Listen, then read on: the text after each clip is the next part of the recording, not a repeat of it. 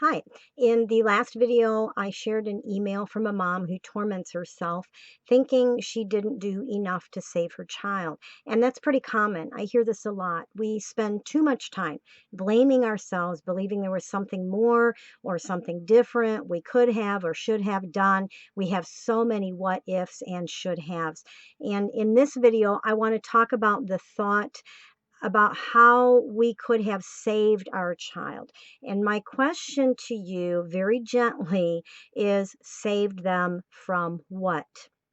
Saved them from the sorrow and tragedies they may have had to go through here on this earth in their future, saved them from going to such a wonderful place where they are now before we got to go there, saved them from what?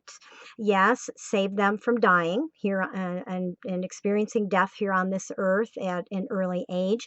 But how much of this pain and thinking about I should have been able to save them, how much of that is our own pain of wanting them here with us, and how much of that pain is for them?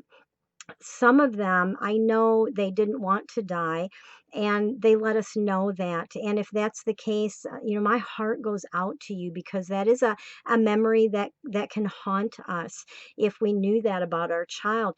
But I really honestly believe that where they are now with the Lord in fullness and glory and perfection and love and things that are so great, they can't even be put into words. I think of Romans 8 talks about how the glory can't even be compared to the suffering. And if it can't even be compared to the suffering, that has got to be some incredible glory that our children are experiencing right now.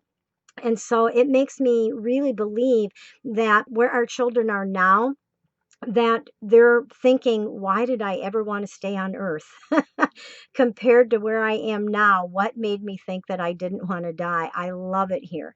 And so I know we can here when we're here, we picture our kids growing up, having a wonderful life, a great life with a family, their own family, and maybe having a fulfilling career, maybe lucrative, lots of money.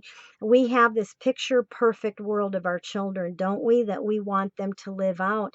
And that's just not reality. We know in our lives are full of unexpected things, and some of those things are good, and some of those things are okay, and some of those things are bad and horrible and tragic.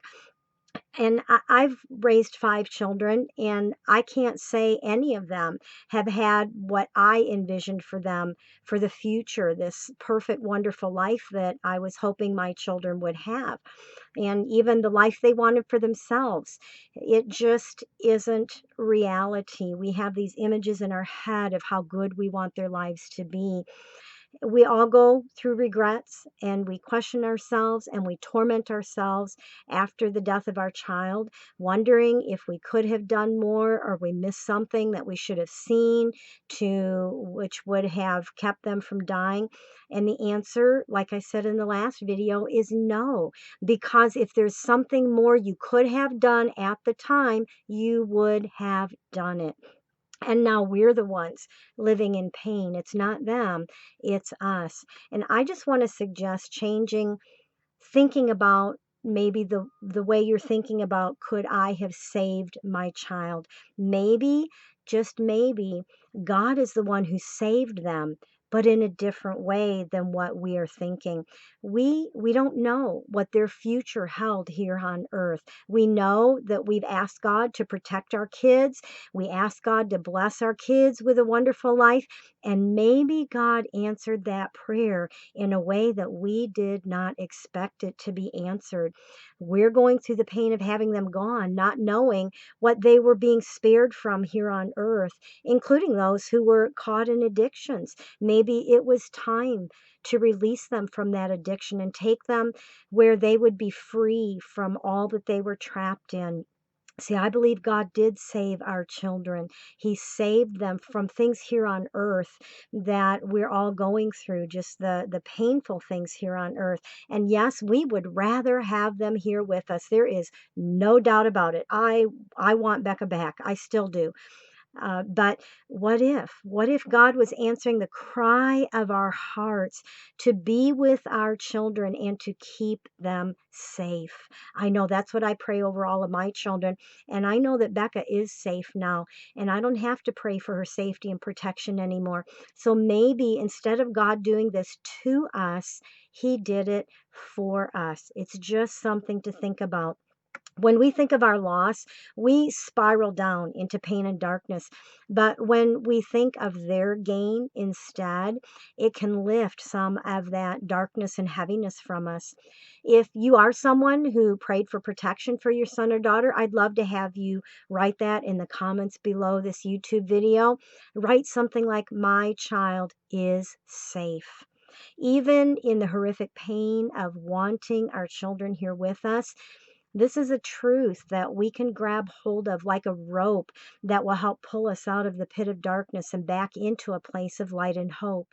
Well, that's it for this week. Please be sure to share the video. If you found it helpful, give it a thumbs up and a like, and be sure to subscribe to this YouTube channel so you don't miss any of the videos.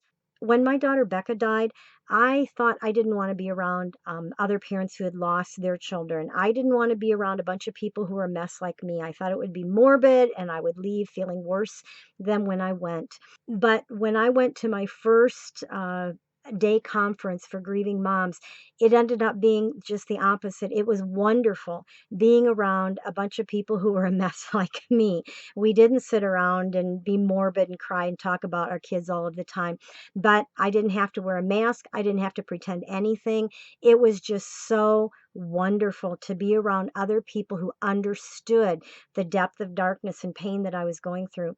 Another thing that happened towards the beginning of when Becca died was I went on a cruise. It was a time of just moving towards my healing. It was just a wonderful place to be because I didn't have any responsibilities whatsoever, no cooking, no cleaning, nobody to take care of or think about. And it was wonderful. And I have wanted to be able to put these two things together and have a conference for grieving parents on a cruise. And we're now able to do that. GPS Hope is having its own track on a grief cruise in December of 2021. You can find out more about it. Just go to gpshope.org/cruise. There'll be a link to it also in the description below. I hope you can join us. Check it out. I am Laura Diehl, author, speaker, and grief mentor. If you haven't already, check us out. Our website is gpshope.org. You'll find lots of resources there for you, podcasts, blogs, some courses to help you walk through some of the worst of the struggles, a place to sign up to join over 1,000 other parents to get a weekly word of hope from us. Lots of things on the website. Check it out. Head over there, and I'll see you in the next video.